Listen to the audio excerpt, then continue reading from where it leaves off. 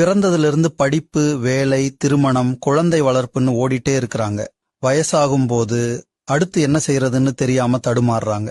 இந்த 5 விஷயங்களும் தெரிஞ்சா உண்மையாவே மனிதனோட லைஃப்ல ஓய்வு காலமே ரொம்ப சிறப்பானது.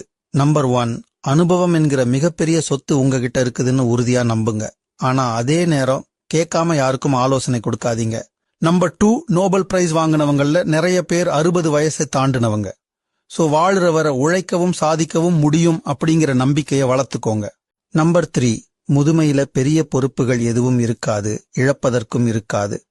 சோ உங்க முழு நேரத்தையும் உங்களோட மகிழ்ச்சிக்காக செலவிடுங்கள். நம்பர் 4, இசை, விளையாட்டு, நட்புன்னு எத்தனையோ விஷயங்களை உங்க இளமையில இழந்திருக்கலாம்.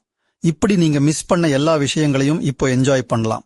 நம்பர் 5, வீட்ல யாரும் மதிக்கலன்னு ஃபீல் பண்ணாதீங்க. எல்லாருக்கும் நிறைய வேலை இருக்கு. அதனால நீங்க ஹாப்பியா இருக்கிறத மட்டும் பாத்துக்கோங்க, அதுவே போதும்.